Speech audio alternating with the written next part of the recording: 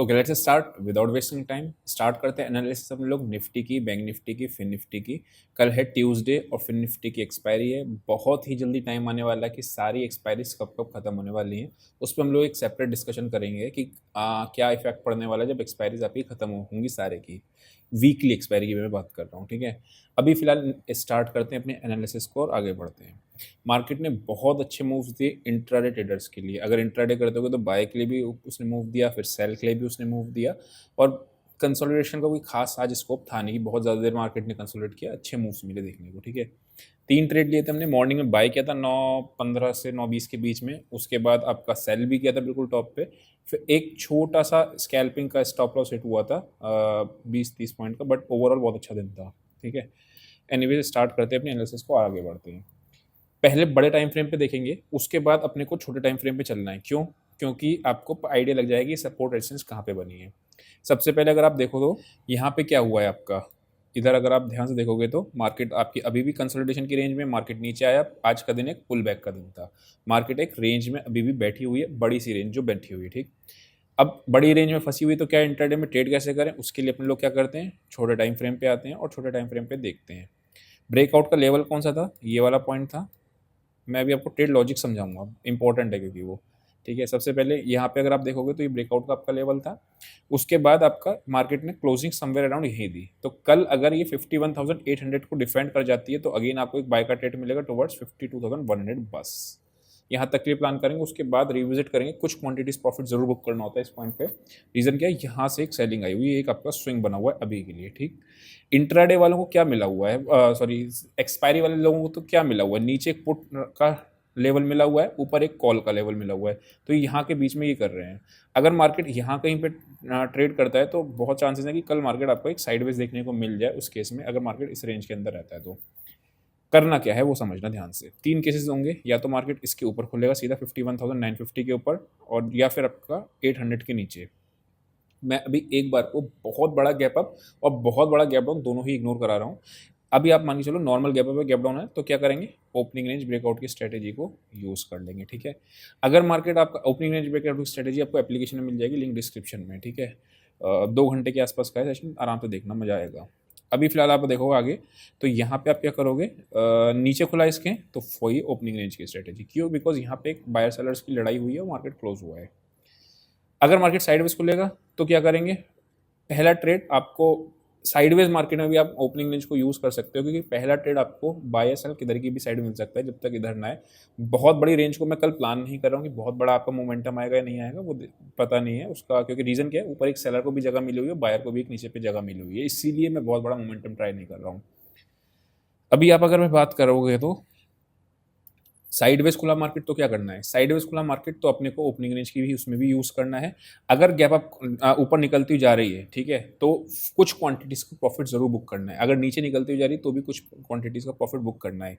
एक और मैं आपको बात ध्यान से बता दूं, अब की बार मैं इस वाले रेंज में, अभी तक मैंने ही आपसे बोला था ना कि सारा हिंदुस्तान आपको बोल रहा हो कि मार्केट में ब्रेकआउट आने वाला है, ब्रेकआउट आने वाला है, बट नहीं प्लान करना है।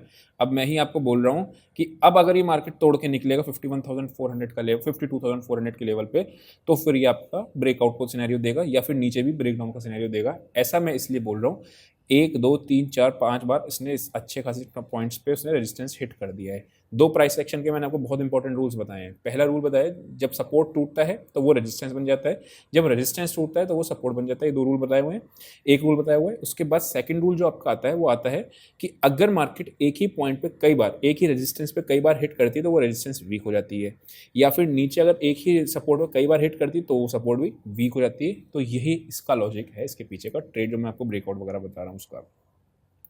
एनीवेज वापस अपने को तीनों ट्रेड मिल गए। टारगेट्स कहाँ तक के लिए प्लान करेंगे, ऊपर 51,150 तक के लिए मैक्सिमम, और नीचे अपना यहाँ तक के लिए 400 बस। इससे ज़्यादा बड़े टारगेट्स प्लान नहीं करने किसी भी, टारगेट 2 टारगेट 3 जितने भी प्लान करने, ठीक है। निफ्टी पे आते हैं, उससे पहले मैं आपको बताता हूँ। यहाँ देखो फर्स्ट ट्रेड कौन सा था अपना, निफ्टी को सुबह 9:17 पे अपने बाय किया था, ऐड करना था, और मतलब 24,030 पे अच्छा ट्रेड चला था। उसके बाद जो अच्छा ट्रेड बैंक निफ्टी मिला था ना, वो ये वाला था 52,098 वाला, 11:54 पे। मुद्दा वो नहीं है कि कहाँ पे बाय करा है सेल नहीं करा, पॉइंट ये देखो बिल्कुल 11 बज के, कौन सा है ये आपका टाइम, 11:54 11:54 पे। अगर आप यहाँ देखोगे ध्यान से 11:54 यानी कि 54 इस कैंडल पे हमने सेल किया था, दिख रहा है? ये कैंडल पे सेल किया था और बहुत बड़ा ट्रेड चला था, राइट? अगर किसी को भी आपका इस टेलीग्राम में ज्वाइन होना है तो डिस्क्रिप्शन में आपको लिंक मिल जाएगा, उससे आप आ सकते हो। उसका मिल जाएगा या फिर व्हाट्सएप पे नंबर मेंशन कर देगा एडिटर, तो वहाँ पे भी आपको मिल जाएगा, उससे आप बात करके प्रीमियम चैनल पे कैसे मिल जाएगा वो आइडिया ले सकते हो। अभी वापस से निफ्टी पे आते हैं और निफ्टी को देखते हैं अपना। अच्छा, एक एस हिट हुआ था, मैं वो भी बता देता हूँ आपको, छोटा सा था, माइनर सा, समवेयर अराउंड यहाँ पे ये सेल किया था, ये वाला ऑप्शन को सेल किया था, एस हिट किया एंड देन वापस से टारगेट्स पे आके गया था, ठीक है? हो जाता है, कोई बहुत नॉर्मल है, बहुत बड़ी बिग डील नहीं है ना। निफ्टी पे आते हैं और निफ्टी ने क्या आज खेल दिखाया आपको, मज़ेदार खेल क्या दिखाया।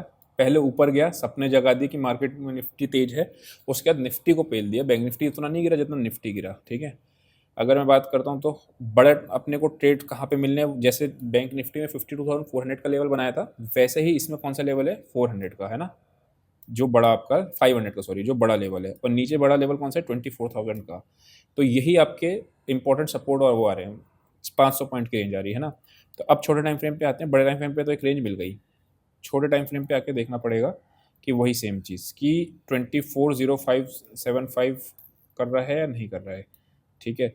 एक चीज़ ध्यान रखना, जब बहुत सारा हिंदुस्तान को ब्रेकआउट दिखता है या सारे हिंदुस्तान को एक ब्रेकडाउन दिखता है और वो फॉल्स करता है ना मार्केट, तो मार्केट बहुत बड़ा मूवमेंटम दिखाता है। क्यों दिखाता है? बिकॉज सारे रिटेलर्स उसमें फंस जाते हैं।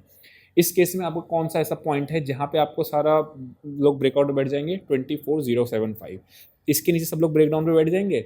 जब इसके नीचे ब्रेकडाउन पे बैठेंगे, उस केस में आपको क्या लगेगा कि अगर ये फॉल्स ब्रेकडाउन हुआ तो मार्केट एक 1:3 का देती है। आज हम लोगों ने 1:4 मिल रहा था, इसलिए हम लोगों ने इसको बुक कर लिया। डजेंट मैटर कहाँ जा रहा है कहाँ नहीं जा रहा है। सिमिलरली 1:4 का अगर प्लान मिल रहा है, हाई प्रोबेबिलिटी ट्रेड मिल रहा है, तो जरूर लेना चाहिए। पॉइंट कौन सा है वो, 24,075। अगर ये फॉल्स ब्रेकडाउन होता है तो बढ़िया मिलेगा trade, otherwise resistance support becomes resistance वाला ट्रेड लेंगे। 24,075 अपने को एक लेवल मार्क करके रखना है, ठीक है? और दूसरा लेवल अपने को मार्क करना है 24,200। यही दोनों के ऊपर ब्रेकआउट ब्रेकडाउन को प्लान करेंगे। अगर लेट से ब्रेकडाउन प्लान किया और ऐसा लेट हो गया, चलेगा, रिवर्स ट्रेड ले लेंगे फॉल्स ब्रेकडाउन के केस में। सेम चीज़ आपको क्या करना है, 24,200 पे मार्क करके रखना है। अगर 24,200 का ऊपर ब्रेकआउट है, ये लेवल क्रॉस करेगा, तो एक ब्रेकआउट ट्रेड कहाँ तक के लिए प्लान करेंगे, 24,294 295 तक के लिए। तो ये निफ्टी में भी हो गया। अगर गैप अप गैप डाउन खेल लेगा तो सिंपली ओपनिंग ब्रेकआउट की स्ट्रेटेजी को यूज़ कर लेगा। अभी आते हैं एक बार फिन निफ्टी, फिर अपने लोग डेटा पॉइंट्स भी देखेंगे कि मार्केट में डेटा किधर बना हुआ है। CNX फाइनेंस, ये आ गया अपना फिन निफ्टी, ठीक है? फिन निफ्टी में क्या दिख रहा है, ये एक पॉइंट था जहां से मार्केट बार बार रेजिस्टेंस ले रहा था। तो अगर फ्रेश बाय बनेगा तो 24,000 के ऊपर ही बनेगा, उससे पहले नहीं बनेगा। 24,000 से लेकर 24,025 एक लेवल है, उस लेवल को अपन मार्क करने वाले हैं। और उस लेवल पे अगर मार्केट सस्टेन करता है लगातार ऊपर, फर्स्ट हाफ या सेकंड हाफ में मिलेगा तो हीरो जीरो भी बन जाता है।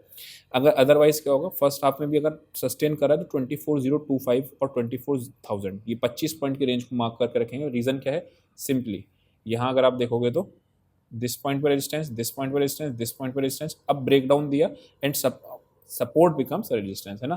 तो ये आपका रेजिस्टेंस लेगा, तो ये वापस से जब क्रॉस करेगा तभी ब्रेकआउट ट्रेड होगा। अदरवाइज क्या, अदरवाइज आपको नीचे ऊपर दोनों की रेंज मिल जाएगी। नीचे की रेंज 23,800 आ रही है चार्ट के हिसाब से, और इसको थोड़ा सा और नीचे करोगे तो यही सपोर्ट आ रहा है, दिस इज द पॉइंट। 700 ये नहीं आ रहा, नीचे की रेंज 23,700 आ रही है, 700 से लेकर 750 के ऊपर, और ऊपर की रेंज आ रही है आपकी 24,150 के आसपास की। तो ये तो बड़ी रेंज अपने को प्लान करना है। अदरवाइज मार्केट खुलेगी कहाँ, वो बहुत इंपॉर्टेंट रखता है। अगर ऊपर की साइड खुलेगी तो अपर रेंज वाली को हो जाएगा, नीचे की साइड खुलेगी तो नीचे की रेंज अपने को दोनों रेंज पे दिख रहा है। कॉन्ट्रा ट्रेड ले सकते हैं, हाँ बिल्कुल ले सकते हैं, कोई भी बड़ी बात नहीं। एक्सपायरी पे कॉन्ट्रा ट्रेड जनरली मिल जाते हैं, ठीक है? कॉन्ट्रा ट्रेड मतलब रिवर्सल प्लानिंग, ठीक है? ऑप्शन चेन पे आते हैं, और ऑप्शन चेन पे चलने से पहले क्या करते हैं अपन, वीडियो को लाइक, ठीक है? और आगे बढ़ते हैं, और आगे बढ़ के निफ्टी का ऑप्शन चेन अपन देखेंगे, सो दैट डेटा मिले कहाँ पे ऑप्शन राइटर बैठा है। 24,300 पे सबसे पहली बार ऑप्शन राइटर बैठा है, यानी 300 पे रेजिस्टेंस है, उससे पहले नहीं है। 200 पे कोई खास नहीं हुआ है। अगर आप देखोगे 2 लाख कॉल्स रेटेड हुई है ना, यहाँ देखो, दिख रहा है, कोई खास नहीं हुई है। यहाँ अगर आप 24,000 पे देखोगे तो सबसे ज़्यादा, यानी 24,000 नीचे पे और 24,300। चार्ट पे 200 आ रहा है, लेकिन इस पर आपका 300 आ रहा है, ये ध्यान में रखना। निफ्टी पे देखते हैं, बहुत से लोग कहते हैं सर इवेंचुअली फिर भी समझ नहीं आया कि हम करना क्या है, तो जो लेवल्स मार्क करा के रखे हैं वहाँ पे जब आए तो अपने आप को एक्टिव कर लो और वहाँ के लेवल पे आने के टाइम पे अपना प्राइस एक्शन देखो कि क्या होता है, आपका काम हो जाएगा। निफ्टी की बात करें 24,300 यानी कि लोगों ने कहाँ पे कॉल बेचना पसंद की है, इस जगह की। बड़ा ब्रेकआउट कब आएगा, जब 24,500 भी क्रॉस करेगा, जब पहला लेवल उसके लिए हर्डल है 300। इस बार अगर 300 क्रॉस करता है और बैंक निफ्टी भी क्रॉस करता है तो इस बार मैं ब्रेकआउट को प्लान करूंगा, इस बार मैं रेंज को प्लान नहीं करूंगा जैसा मैंने आपको बताया था, ठीक है। तो ये हो गया अपना निफ्टी में ऑप्शंस का लेवल, नीचे आपको दिख ही रहा है ना। बैंक निफ्टी पे आते हैं और बैंक निफ्टी में क्या स्टेटस है वो भी देखते हैं। 52,200 की अपर रेंज है और 52 मैंने आपसे बताया था 150 के आसपास का टारगेट रखना, वो यहीं से दिख रहा है आपको। 150 के आसपास आपकी मैक्सिमम कॉल राइटिंग है। 51,600 में मैक्सिमम पुट राइटिंग है, यानी 200 और 600 ये 600 पॉइंट की रेंज को अपने लोगों को प्ले करना है कल के लिए, केवल कल के लिए। क्यों? क्योंकि अब जब भी ब्रेकआउट आएगा तो उस केस में अपने लोग ब्रेकआउट और ब्रेकडाउन को प्लान कर रहे हैं, ये मैंने आपको बताया, ठीक है। तो आई होप आपको पूरा समझ में आया होगा। अभी के लिए इतना ही, see you next session, till then bye bye.